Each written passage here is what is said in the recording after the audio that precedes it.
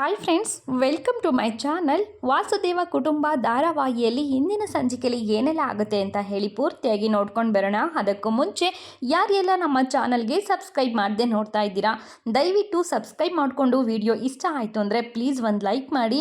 Subscribe ಮಾಡೋದನ್ನು ಮರಿಬೇಡಿ. ನೀವು ಮಾಡೋ ಒಂದು ಸಬ್ಸ್ಕ್ರೈಬರು ನಮಗೆ 108 ವಿಡಿಯೋ ಮಾಡೋದಕ್ಕೆ ದಾರಿದೀಪ ಅಂತಲೇ ಹೇಳ್ಬೋದು. ಪಶುಪತಿ, ಈ ರಾಗಿಣಿ, ದುರ್ಗಾ 3 ಜನನು ಸೇರಿಕೊಂಡು ಪದ್ಮ ಅವ್ರ ಫ್ಯಾಮಿಲಿಗೆ ದೊಡ್ಡದಾಗಿ ಹೇಟ್ ಕೊಡೋದಕ್ಕೆ ಮುಂದಾಗಿದ್ದಾರೆ. ಇವ್ರು ಮಾಡಿರುವಂತಹ ಪ್ಲಾನ್ಗೆ ಬಲಿಪಶು ಆಗ್ತಾ ಇದ್ದಾರೆ ಪದ್ಮ ಅವ್ರ ಫ್ಯಾಮಿಲಿ. ಸ್ವಾತಿ ಮತ್ತೆ ಪದ್ಮ ಅವರು ಇದರಿಂದ ತಪ್ಪಿಸ್ಕೊಳ್ಳೋದಾದ್ರೂ ಹೇಗೆ, ಇದಕ್ಕೆ ವಂಶಿ ಹೇಗೆ ಸಹಾಯ ಮಾಡ್ತಾನೆ. ಇವತ್ತು ಈ ಪಶುಪತಿ ಆರ್ಡ್ರ್ ಕ್ಯಾನ್ಸಲ್ ಆಗುತ್ತೆ ಅನ್ನೋ ಒಂದು ಊಹೆನೂ ಕೂಡ ಅವರಿಗೆ ಇರೋದಿಲ್ಲ. ಒಂದು ಚಿಕ್ಕ ಡೌಟ್ ಬಂತು ಅಂದ್ರೂ ಅವ್ರ ಮುಖದಲ್ಲಿ ಆಗೋ ಬದಲಾವಣೆನ ನಾನು ನೋಡಿ ಖುಷಿ ಪಡಬೇಕು ಅಂತ ಹೇಳಿಬಿಟ್ಟು ಈ ಪಶುಪತಿ ಈ ರೀತಿ ಖುಷಿ ಪಡ್ತಾ ಇರಬೇಕಾದ್ರೆ ಇನ್ನೊಂದು ಕಡೆ ದುರ್ಗಾ ಇದ್ದವಳು, ಅಲ್ಲ ರೀ ಪಶುಪತಿಯವರೇ, ನಿಮಗೆ ಇಂಥ ಐಡಿಯಾ ಹೇಗೆ ಬಂತು ಅಂತ. ನಮಗೆ ಮಾತ್ರ ಇಂಥ ಐಡಿಯಾನೇ ಬರೋದಿಲ್ಲ.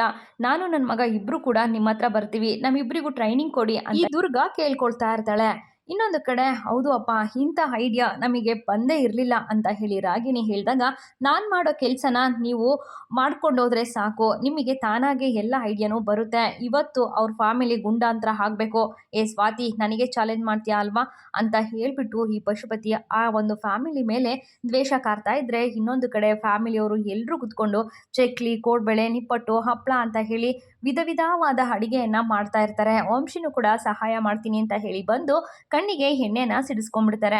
ಇನ್ನು ಸ್ವಾತಿ ಇದ್ದವಳು, ಏನಾಯಿತು ವಂಶಿಯವರೇ, ಏನಾಯಿತು, ನಿಧಾನವಾಗಿ ಕಣ್ಣನ್ನು ನಿಧಾನವಾಗಿ ಓಪನ್ ಮಾಡಿ ಅಂತ ಹೇಳಿಬಿಟ್ಟು ಕಣ್ಣಿಗೆ ಬಟ್ಟೆಯಲ್ಲಿ ಉಫ್ ಮಾಡಿಕೊಂಡು ಕಣ್ಣಿಗೆ ಒತ್ತಿ ಇದು ಮಾಡ್ತಿರ್ತಾರೆ. ಅಯ್ಯೋ ಸ್ವಾತಿ, ನಿಧಾನ ಕಣೆ, ನಿಧಾನಕ್ಕೆ ಒಂದು ಸ್ವಲ್ಪ ನಿಧಾನವಾಗಿ ನೋಟ್ ಮಾಡೆ ಅಂತ ಹೇಳಿ ಹೇಳ್ತಾ ಇರ್ತಾರೆ. ಹಾಗೆ ಇಲ್ಲ ನನಗೇನಂತ ಪ್ರಾಬ್ಲಮ್ ಆಗಿಲ್ಲ, ಹಾಸ್ಪಿಟ್ಲಿಗೆ ಕರ್ಕೊಂಡು ಹೋಗೋಣ ಅಂತ ಗೀತಾ ಅವ್ರು ಹೇಳ್ತಾ ಇರಬೇಕಾದ್ರೆ, ಇಲ್ಲ ಏನಾಗಿಲ್ಲ ಅಂತ ಹೇಳಿ ಹೇಳ್ತಾ ಇರ್ತಾರೆ. ಏನೂ ಆಗಿಲ್ವಾ ನಿಮಗೆ? ಗೀತಕ್ಕ, ಅಲ್ಲೊಂದು ನಿಂಬೆಹಣ್ಣಿನ ಒಳಗೆ ಕೂಡ, ಇಲ್ಲಿ ಒಂದೆರಡು ಹನಿ ನಿಂಬೆಹಣ್ಣು ಬಿಟ್ಟರೆ ಸರಿ ಹೋಗುತ್ತೆ ಅಂತ ಹೇಳಿ ಈ ಸ್ವಾತಿ ಹೇಳ್ತಾ ಇರಬೇಕಾದ್ರೆ, ಸ್ವಾತಿ ಏನು ಅಂತ ಮಾತಾಡ್ತಾ ಇದೆಯಾ, ಕಣ್ಣಿಗೆ ನಿಂಬೆ ಹುಳಿ ಬಿಟ್ಟರೆ ಎಷ್ಟು ಉರಿಯುತ್ತೆ ಅನ್ನೋದು ನಿನಗೆ ಗೊತ್ತಿದೆಯೇನೆ ಅಂತ ಹೇಳಿ ಪದ್ಮ ಅವರು ಹೇಳ್ತಾ ಇರ್ತಾರೆ. ಇನ್ನೊಂದು ಕಡೆ ಇವ್ರಿಗೆ ಸರಿಯಾಗಿ ಮಾಡಬೇಕು ಅಂತ ಹೇಳಿ ಈ ಸ್ವಾತಿ ತುಂಬಾನೇ ವಂಶಿಯವ್ರ ಹತ್ರ ಜಗಳ ಮಾಡೋದಕ್ಕೆ ಶುರು ಮಾಡ್ತಾರೆ. ಸ್ವಾತಿ, ಯಾಕಮ್ಮ ಅಳಿಯಂದ್ರ ಜೊತೆ ಈ ರೀತಿ ಮಾತಾಡ್ತಾ ಇದೆಯಾ, ಪಾಪ ಅವರು ನಿನ್ ಕಾಣಿಸ್ಲಿಲ್ಲ ಅಂತ ಹೇಳಿ ನಿನ್ನ ನುಡ್ಕೊಂಡು ಇಲ್ಲಿವರೆಗೂ ಬಂದಿದ್ದಾರೆ, ನಮಗೆ ಸಹಾಯ ಮಾಡ್ತೀನಿ ಅಂತ ಹೇಳಿ ಕೂತ್ಕೊಂಡು ಇವತ್ತು ಇಂಥ ಒಂದು ತೊಂದರೆನ ಮಾಡ್ಕೊಂಡಿದ್ದಾರೆ ಅಂತ ಹೇಳಿ ಹೇಳ್ತಾ ಇರ್ತಾರೆ. ಇನ್ನು ಅಜ್ಜಿ ಇದ್ದವರು, ನೋಡಿ ಸ್ವಾತಿ, ಅಳಿಯಂದ್ರನ್ನ ಕರ್ಕೊಂಡು ನೀನು ಮನೆಗೆ ಹೋಗಮ್ಮ, ನಾವು ಇದನ್ನೆಲ್ಲ ಮಾಡ್ಕೊಳ್ತೀವಿ, ಈಗಾಗಲೇ ಟೈಮ್ ಆಯಿತು, ಹೊರಡು ಅಂತ ಹೇಳಿ ಅಜ್ಜಿ ಹೇಳ್ತಾ ಇರಬೇಕಾದ್ರೆ, ಇಲ್ಲಪ್ಪ ನಾನು ಮಾತ್ರ ಹೋಗೋದಿಲ್ಲ, ನಾನು ನಿಮಗೆ ಸಹಾಯ ಮಾಡಬೇಕು ಅಂತಲೇ ಬಂದಿರೋದು, ನಾನು ಎಲ್ಲ ಕೆಲಸ ಮುಗಿಸಿದ ಮೇಲೇ ಹೋಗೋದು ಅಂತ ಹೇಳಿ ಸ್ವಾತಿ ಹೇಳ್ತಾ ಇರ್ತಾಳೆ. ಇನ್ನೊಂದು ಕಡೆ ವಂಶಿನೂ ಕೂಡ, ಹೌದೌದು ನಾನು ಕೂಡ ನಿಮಗೆ ಸಹಾಯ ಮಾಡ್ತೀನಿ ಅಂತ ಹೇಳಿ ಹೇಳ್ತಾ ಇರ್ತಾರೆ. ಇನ್ನೊಂದು ಕಡೆ ಸ್ವಾತಿ ಮತ್ತು ವಂಶಿ ಇಬ್ಬರು ಕೂಡ ರೊಮ್ಯಾನ್ಸ್ ಮೂಡಲ್ಲಿ ಒಬ್ರನ್ನ ಒಬ್ಬರು ನೋಡ್ತಾ ಕುತ್ಕೊಂಡಿರ್ತಾರೆ. ಮನೆಯವರೆಲ್ಲರೂ ಕೂಡ ಅದನ್ನು ಅಬ್ಸರ್ವ್ ಮಾಡ್ತಾರೆ. ಹಾಗೆ ಎಲ್ಲರೂ ಕೂಡ ಒಳ್ಳೊಳಗೆ ನಗೋದಿಕ್ಕೆ ಶುರು ಮಾಡ್ತಾರೆ. ಅದನ್ನು ಸ್ವಾತಿ ಅಬ್ಸರ್ವ್ ಮಾಡಿಬಿಟ್ಟು, ಇಲ್ಲ ನನಗೇನು ಆಗಲಿಲ್ಲ, ಇವ್ರಿಗೇನಾಯಿತು ಅನ್ನೋ ಭಯ ಅಷ್ಟೇ ಅಂತ ಹೇಳಿಬಿಟ್ಟು ಸ್ವಾತಿ ಹೇಳ್ತಾರೆ. ಹೌದೌದು ನನಗೆ ಗೊತ್ತಾಯಿತು ನಿನ್ನ ಭಯ ಏನು ಅಂತ ಹೇಳಿಬಿಟ್ಟು ಈ ಕಡೆ ಗೀತನು ಕೂಡ ಹೇಳ್ತಾ ಇರ್ತಾರೆ. ಇಲ್ಲ ಅಜ್ಜಿ, ನನ್ನ ಮನೆಗೆ ಹೋಗಲ್ಲ, ನಿಮ್ಗೆಲ್ಲರಿಗೂ ಕೆಲಸನ ಮಾಡಿಕೊಟ್ಟೆ ನಾನು ಹೋಗೋದು ಅಂತ ಹೇಳಿ ಸ್ವಾತಿ ಕೂತ್ಕೊಂಡಿರ್ಬೇಕಾದ್ರೆ, ಬೇಡಮ್ಮ ಸ್ವಾತಿ, ನೀನು ಮತ್ತೆ ನಾಳೆ ಕೆಲ್ಸಕ್ಕೆ ಬೇರೆ ಹೋಗಬೇಕು, ಆಫೀಸಲ್ಲಿ ತುಂಬ ಕೆಲಸ ಇರುತ್ತೆ ತಾನೆ, ನೀನು ಇವಾಗ ಹೋಗ್ಬಿಟ್ಟು ಮಲ್ಕೋ ಹೋಗು, ಅಳಿಯಂದ್ರು ಕೂಡ ಮನೆಗೆ ಹೋಗಿ ಮಲ್ಕೋಬೇಕು, ಹೋಗಮ್ಮ ಅಂತ ಹೇಳಿ ಹೇಳ್ತಾ ಇರ್ತಾರೆ. ಇಲ್ಲ ನನಗೆ ಹೋಗೋದಿಲ್ಲ, ಹಾಗೆ ನಿಮ್ಮ ಕೆಲಸ ಎಲ್ಲ ಮುಗಿಯೋವರೆಗೂ ನಾನು ಆಫೀಸ್ಗೆ ಹೋಗಬಾರ್ದು ಅಂತ ತೀರ್ಮಾನ ಮಾಡ್ಕೊಂಡಿದ್ದೀನಿ, ಆಫೀಸಲ್ಲಿ ಅಂತ ಏನು ಕೆಲಸ ಇಲ್ಲ ಅಲ್ವಾ ವಂಶವರೇ ಅಂತ ಹೇಳಿಬಿಟ್ಟು ಈ ಸ್ವಾತಿನೂ ಕೂಡ ಹೇಳ್ತಾ ಇರ್ತಾರೆ. ಹೌದೌದು ನಿಮ್ಮ ಕೆಲಸನ ನಾವು ಮಾಡ್ಕೊಡ್ತೀವಿ ಅಂತ ಹೇಳಿ ವಂಶಿ ಹೇಳ್ತಾ ಇರ್ತಾರೆ. ಇನ್ನೊಂದು ಕಡೆ ಶ್ರೀರಾಮ್ ನಾರಾಯಣ ಇದ್ದಾಗೆ ಕಣೆ ನಿನ್ನ ಗಂಡ ಯಾವಾಗಲೂ ನಿನ್ನ ಜೊತೆ ಇರಬೇಕು ಅಂತ ಹೇಳಿ ಬಯಸ್ತಾ ಇರ್ತಾನೆ, ನೀನು ನೋಡಿದ್ರೆ ಈ ರೀತಿ ಬಂದರೆ ಹೇಗಮ್ಮ, ನೀನು ಅವರಿಗೆ ಸಹಾಯ ಮಾಡಬೇಕು ಅಲ್ವಾ ಅಂತ ಹೇಳಿ ಅಜ್ಜಿ ಹೇಳ್ತಾ ಇರ್ತಾರೆ. ಹೌದು ಅಂತ ಹೇಳಿಬಿಟ್ಟು ಸ್ವಾತಿ ಹೇಳ್ತಾ ಇರ್ತಾರೆ.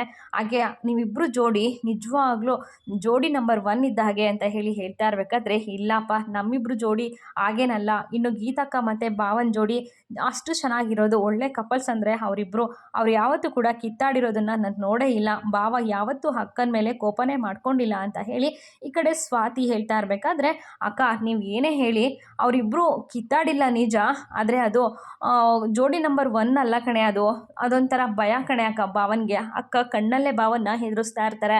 ಅದಕ್ಕೆ ಅವರಿಗೆ ಅಷ್ಟೊಂದು ಭಯ ಅಂತ ಹೇಳಿ ಈ ಕಡೆ ಸ್ವಾತಿನೂ ಕೂಡ ಹೇಳ್ತಾ ಇರ್ತಾರೆ. ಒಟ್ಟಿನಲ್ಲಿ ಇವಳನ್ನ ಕರ್ಕೊಂಡು ನಾನು ಹೊರಡಬೇಕು, ಇವಳು ಮಾತಾಡ್ತಾ ಕೂತ್ಕೊಂಡಿದ್ರೆ ನಿಮ್ಮ ಕೆಲಸನೂ ಕೂಡ ಹಾಳಾಗುತ್ತೆ.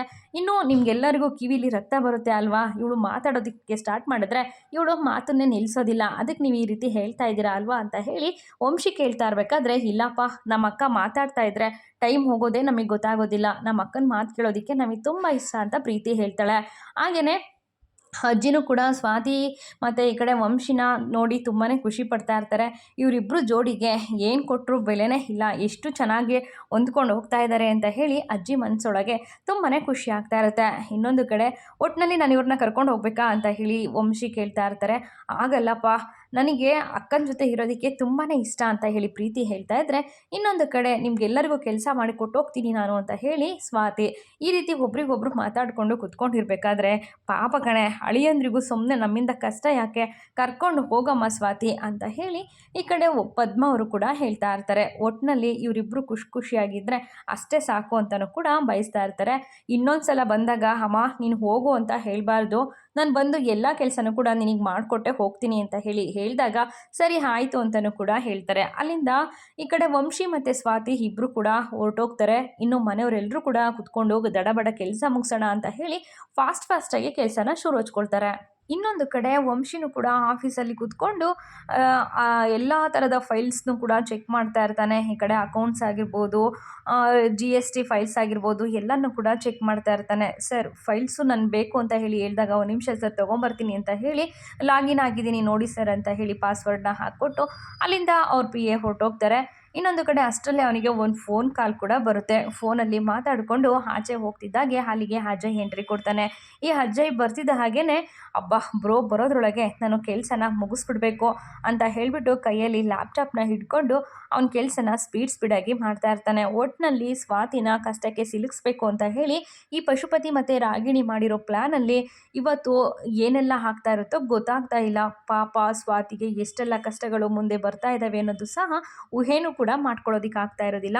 ಅಷ್ಟಲ್ಲಿಗೆ ಮತ್ತೆ ಈ ಕಡೆ ಕೆಲಸ ಮುಗೀತು ಅಂತ ಖುಷಿಯಾಗಿರೋ ಟೈಮಿಗೆ ಆ ವಂಶಿನೂ ಕೂಡ ಎಂಟ್ರಿ ಕೊಡ್ತಾನೆ. ಇಲ್ಲೇನು ಮಾಡ್ತಾ ಇದೆಯಾ ನೀನು ಅಂತ ಹೇಳಿ ಕೇಳಿದಾಗ, ಬ್ರೋ ಒಂದು ಇಂಪಾರ್ಟೆಂಟು ಪೆನ್ ಡ್ರೈವ್ ಕಳೆದೋಗಿದೆ ಬ್ರೋ, ಅದರಲ್ಲಿ ನನ್ನ ಇಂಪಾರ್ಟೆಂಟ್ ಫೈಲ್ಸ್ ಡಾಕ್ಯುಮೆಂಟ್ಸ್ ಎಲ್ಲನೂ ಇತ್ತು ಬ್ರೋ ಅಂತ ಹೇಳಿ ಹೇಳ್ತಾ ಇರಬೇಕಾದ್ರೆ, ಅದೇಗೋ ಇಲ್ಲಿಗೆ ಬರುತ್ತೆ ಅಂತ ಹೇಳಿ ವಂಶಿ ಅವರು ಕೇಳ್ತಾ ಇರ್ತಾರೆ. ಇಲ್ಲ ಬ್ರೋ, ಎಲ್ಲಿ ಮಿಸ್ ಆಗಿದೆ ಅಂತ ಗೊತ್ತಿಲ್ಲ, ಅದಕ್ಕೆ ಇಲ್ಲೇನಾದರೂ ಮಿಸ್ ಆಗಿರ್ಬೋದಾ ಅಂತ ನೋಡೋದಕ್ಕೆ ಬಂದಿದ್ದೀನಿ ಬ್ರೋ ಅಷ್ಟೇ ಅಂತ ಹೇಳಿಬಿಟ್ಟು, ಎಲ್ಲಿ ಹೋಯ್ತದು ಅಂತ ಹೇಳಿ ಗೊತ್ತಾಗ್ತಿಲ್ವಲ್ಲ, ಎಲ್ಲೋಗಿರ್ಬೋದು ಅದು ಅಂತ ಹೇಳಿ ಆ ಕಡೆ ಈ ಕಡೆ ಎಲ್ಲ ಕಡೆ ಹುಡ್ಕೋದಿಕ್ಕೆ ಶುರು ಮಾಡ್ತಾನೆ. ಈ ರೀತಿ ಹುಡುಕ್ತಾ ಇರಬೇಕಾದ್ರೆ ಅವನಿಗೆ, ನೋಡು ಬ್ರೋ ಇಲ್ಲೇ ಇದೇ ಬ್ರೋ ನನಗೆ ಬೇಕಾಗಿದ್ದು ಇದೇನೆ ಅಂತ ಹೇಳಿಬಿಟ್ಟು ಕೈಗೆ ಎತ್ಕೊಳ್ತಾನೆ. ಹಾಗೆ ಆ ಪೆನ್ ಡ್ರೈವ್ನ ವಂಶಿಗೂ ಕೂಡ ತೋರಿಸ್ತಾನೆ. ವಂಶಿಗೆ ಏನು ಹೇಳಬೇಕು ಅಂತ ಹೇಳಿ ಗೊತ್ತಾಗ್ತಿರೋದಿಲ್ಲ. ಇವನ ಮೇಲೆ ಏನೋ ಒಂಥರ ಸಣ್ಣದಾಗಿ ವಂಶಿಗೆ ಅನುಮಾನ ಶುರುವಾಗುತ್ತೆ. ಆಗ ಅಜಯ್ ಕೂಡ ಅಲ್ಲಿಂದ ಹೊರಡೋಗ್ತಾನೆ. ಇನ್ನು ವಂಶಿ ಇವನ್ನೇ ನೋಡ್ತಾ ಕುತ್ಕೊಂಡು ಒಂದು ಕ್ಷಣ ಯೋಚನೆ ಮಾಡ್ತಾನೆ. ಇಲ್ಲಿ ಏನು ನಡೀತಿದೆ ಅಂತಲೇ ಗೊತ್ತಾಗ್ತಿಲ್ವಲ್ಲ ಅಂತ ಹೇಳಿ ಒಂದು ಕ್ಷಣ ಹಾಗೆ ಡೀಪಲ್ಲಿ ಯೋಚನೆ ಮಾಡ್ತಾ ಕುತ್ಕೊಂಡು ಮತ್ತೆ ಅವನ ಕೆಲಸವನ್ನು ಶುರು ಹಚ್ಕೊಳ್ತಾನೆ. ಇಲ್ಲಿ ಅಜಯ್ ಆಲ್ರೆಡಿ ಕೆಲಸವನ್ನು ಮುಗಿಸೋಗಿರ್ತಾನೆ. ಸ್ವಾತಿಗೆ ಗಂಡಾಂತರ ಕಾದಿದೆ ಅಂತ ಅನ್ಸೋದಕ್ಕೆ ಶುರು ಆಗ್ತಾ ಇರುತ್ತೆ. ಇನ್ನೊಂದು ಕಡೆ ಮನೆಯಲ್ಲಿ ಎಲ್ಲರೂ ಕೂಡ ಇಡೀ ರಾತ್ರಿ ನಿದ್ದೆಗೆಡ್ಕೊಂಡು ತಿಂಡಿಗಳನ್ನು ಮಾಡಿರ್ತಾರೆ. ಲಕ್ಷಾಂತರ ರೂಪಾಯಿನ ತಿಂಡಿನ ಮಾಡಿಬಿಟ್ಟು ಪ್ಯಾಕ್ ಮಾಡಿಕೊಂಡು ತೊಗೊಂಬಂದು ಇಲ್ಲಿ ಇಟ್ಕೊಂಡು, ಹಬ್ಬ ಎಷ್ಟು ಬೇಗ ಇದನ್ನೆಲ್ಲ ಕಂಪ್ಲೀಟ್ ಮಾಡಿಬಿಟ್ವಿ ಅಲ್ವಾ, ನನಗಂತೂ ತುಂಬಾ ಖುಷಿ ಆಗ್ತಾ ಇದೆ, ಇಡೀ ರಾತ್ರಿ ಹೇಗೆ ಕೆಲಸ ಮುಗಿಸಿದ್ವಿ ಅಂತಲೇ ಗೊತ್ತಾಗಲಿಲ್ಲ ಅಂತ ಹೇಳಿ ಮಾತಾಡ್ತಾ ಇರ್ತಾರೆ. ನಮಗೆ ಇನ್ನು ಮುಂದೆ ಪದೇ ಈ ರೀತಿ ಆರ್ಡ್ರು ಬರ್ತಾ ಇರ್ತವೆ. ಈ ಆರ್ಡ್ರಿಗೆ ಸುಸ್ತು ಅಂತ ಹೇಳಿ ಹೇಳೋದಕ್ಕಾಗೋದಿಲ್ಲ. ನೆಕ್ಸ್ಟ್ ನಾವು ಮಿಷಿನ್ ತೊಗೊಳ್ತೀವಲ್ವ, ನಮಗೆ ನೆಕ್ಸ್ಟ್ ಏನು ಇಂಥ ಒಂದು ಕೆಲಸ ಹೆವಿ ಅಂತ ಅನಿಸೋದಿಲ್ಲ ಅಂತಲೂ ಕೂಡ ಈ ರೀತಿ ಎಲ್ಲ ಮಾತಾಡ್ತಾ ಇರ್ತಾರೆ. ಗೀತಾ, ಇವತ್ತು ನೀನು ಅಂಗಡಿಗೆ ಹೋಗೋದು ಬೇಡ, ನೀನು ಮನೆಯಲ್ಲೇ ಇದು ರೆಸ್ಟ್ ಮಾಡು ಅಂದಾಗ, ಇಲ್ಲಪ್ಪ ಇಲ್ಲ, ನಾನು ಅಲ್ಲಿ ಹೋಗಿ ಬಟ್ಟೆ ಹೊಲಿಲಿಲ್ಲ ಅಂದರೂ ಚಿಂತೆ ಇಲ್ಲ, ಬಂದಿರೋ ಆರ್ಡ್ರು ಮಾತ್ರ ಮಿಸ್ ಮಾಡ್ಕೋಬಾರ್ದು, ನಾನಿವತ್ತು ಹೋಗಲೇಬೇಕು ಅಂತ ಗೀತನೂ ಕೂಡ ಹೇಳ್ತಾ ಇರ್ತಾರೆ. ಅಮ್ಮ, ನೀನು ಕೂಡ ತುಂಬ ವೆರೈಟಿ ಅಡುಗೆ ಮಾಡೋದಕ್ಕೆ ಹೋಗಬೇಡ, ಸಿಂಪಲ್ಲಾಗೆ ಏನಾಗುತ್ತೋ ಅದನ್ನು ಮಾಡು, ಅದನ್ನೇ ತಿಂದ್ರಾಯ್ತು ನಾವೆಲ್ಲರೂ ಕೂಡ, ಇವತ್ತು ನಿನಗೂ ಕೂಡ ಸ್ವಲ್ಪ ರೆಸ್ಟ್ ಸಿಕ್ತಂಗೆ ಆಗುತ್ತೆ ಅಂತ ಹೇಳಿಬಿಟ್ಟು ಗೀತಾ ಹೇಳ್ತಾ ಇರ್ತಾರೆ. ಈ ರೀತಿ ಒಬ್ರಿಗೊಬ್ರು ಅವರವರಿಗೆ ಸಹಾಯ ಆದರೆ ಅಷ್ಟೇ ಸಾಕು, ಇನ್ನು ಮುಂದೆ ನಮಗೆ ಒಳ್ಳೆ ದಿನಗಳು ಬರುತ್ತೆ ಅಂತ ಹೇಳಿಕೊಂಡು ಗೀತಾ ಹಾಗೆ ಅಜ್ಜಿ, ಸ್ವಾತಿ, ಫ್ಯಾಮಿಲಿ ಟೋಟಲಿ ಎಲ್ಲರೂ ಕೂಡ ತುಂಬಾ ಖುಷಿಯಾಗಿರ್ತಾರೆ. ಅಷ್ಟರಲ್ಲೇ ಈ ಕಡೆ ಫೋನ್ ಕೂಡ ಬರುತ್ತೆ ಪದ್ಮನಿಗೆ. ಪದ್ಮ ಕೈಗೆ ಆ ಫೋನನ್ನು ಎತ್ಕೊಂಡು ನಮಗೆ ಆರ್ಡ್ರ್ ಕೊಟ್ಟಿದ್ರಲ್ಲ ಅವರೇ ಫೋನ್ ಮಾಡ್ತಾ ಇದ್ದಾರೆ ಅಂತ ಹೇಳಿ ಪದ್ಮ ಅವರು ಖುಷಿ ಪಡ್ತಾರೆ. ಇಷ್ಟೊಂದು ತಿಂಡಿನ ನಾವು ಮಾಡಿದ್ದೀವಿ ಅಂತಂದರೆ ನಾವು ಎಂಥದ್ದೇ ಕೆಲಸ ಬಂದ್ರೂ ಕೂಡ ನಾವು ಮಾಡ್ತೀವಿ ಅನ್ನೋ ಹೋಪ್ಸ್ ನನಗಿದೆ ಅಂತ ಹೇಳಿಬಿಟ್ಟು ಈ ಕಡೆ ಗೀತನೂ ಕೂಡ ಹೇಳ್ತಾ ಇರ್ತಾರೆ. ಹಾಂ ಸರ್, ಹೇಳಿ ಸರ್, ನಾನೇ ನಿಮಗೆ ಫೋನ್ ಮಾಡೋಣ ಅಂತ ಅಂದ್ಕೊಂಡಿದ್ದೆ ಸರ್. ಈಗ ತಿಂಡಿ ಎಲ್ಲ ರೆಡಿಯಾಗಿದೆ, ನೀವು ಕೊಟ್ಟಿರೋ ಆರ್ಡ್ರನ್ನ ಕಂಪ್ಲೀಟ್ ಮಾಡಿದ್ದೀವಿ. ನಾವೇ ಕಳಿಸ್ಲಾ ಅಥವಾ ನೀವೇ ಬಂದು ಗಾಡಿ ತೊಗೊಂಬಂದು ತೊಗೊಂಡು ಹೋಗ್ತೀರಾ ಸರ್ ಅಂತ ಹೇಳಿಬಿಟ್ಟು ಪದ್ಮ ಅವರು ಕೇಳ್ತಾ ಇರಬೇಕಾದ್ರೆ, ಬೇಡಮ್ಮ, ನೀವು ಕಳಿಸೋದು ಬೇಡ, ನಾವು ಕೂಡ ಬಂದು ತೊಗೊಂಬರೋದಿಲ್ಲ. ನಾನು ಇವಾಗ ಫೋನ್ ಮಾಡಿದ್ದು ಆರ್ಡ್ರ್ ಕಂಪ್ಲೀಟ್ ಆಗಿದೆಯಾ ಅಂತ ಕೇಳೋದಕ್ಕಲ್ಲ, ಆರ್ಡ್ರನ್ನ ಕ್ಯಾನ್ಸಲ್ ಮಾಡೋದಕ್ಕೆ ಅಂತ ಹೇಳ್ಬಿಟ್ಟು ಫೋನಲ್ಲೇ ಹೇಳ್ತಾರೆ. ಈ ಮಾತನ್ನು ಕೇಳಿಸ್ಕೊಂಡಂತಹ ಪದ್ಮನಿಗೆ ಶಾಕ್ ಆಗುತ್ತೆ. ಏನು ಹೇಳ್ತಾ ಇದ್ದೀರಾ, ಆರ್ಡ್ರನ್ನ ಕ್ಯಾನ್ಸಲ್ ಮಾಡಬೇಕಾ ಅಂತ ಹೇಳಿಬಿಟ್ಟು ಪದ್ಮ ಹಾಗೆ ಶಾಕಲ್ಲಿ ನಿಂತ್ಕೊಂಡಿರ್ತಾರೆ. ಏನಾಯಿತು ಪದ್ಮ, ಯಾಕೆ ಈ ರೀತಿ ನಿಂತ್ಕೊಂಡೆ ಅಂತ ಹೇಳಿ ಅಜ್ಜಿನೂ ಕೂಡ ಹತ್ರ ಬರ್ತಾರೆ. ಅಜ್ಜಿ ಬಂದು ಅತ್ತೆ ಅದು ಅದು ಅಂತ ಹೇಳಿಬಿಟ್ಟು ಪದ್ಮ ಅವರು ತುಂಬಾ ಶಾಕಲ್ಲಿ ನಿಂತ್ಕೊಂಡಿರ್ತಾರೆ. ಮನೆಯವರಿಗೂ ಕೂಡ ಅಷ್ಟೇ ಶಾಕ್ ಆಗ್ತಾ ಇರುತ್ತೆ. ಇಲ್ಲಿಗೆ ಈ ಒಂದು ಸಂಚಿಕೆ ಮುಕ್ತಾಯವಾಗುತ್ತೆ ಸ್ನೇಹಿತರೆ. ಮುಂದೆ ಏನಾಗುತ್ತೆ, ಈ ಪಶುಪತಿ ಮತ್ತು ಈ ರಾಗಿಣಿ ಆಡ್ತಾ ಇರೋ ಮೋಸದಾಟ ವಂಶಿಗೆ ಗೊತ್ತಾಗುತ್ತಾ, ಸ್ವಾತಿ ಮತ್ತು ವಂಶಿ ಇಬ್ಬರು ಸೇರಿಕೊಂಡು ಇವರಿಗೆ ಚೆನ್ನಾಗಿ ಪಾಠ ಕಲಿಸ್ತಾರಾ ಅನ್ನೋದನ್ನ ಕಾದು ನೋಡೋಣ. ಅಲ್ಲಿವರೆಗೂ take care and bye bye. Thank you for watching. Subscribe ಮಾಡೋದನ್ನು ಮರಿಬೇಡಿ.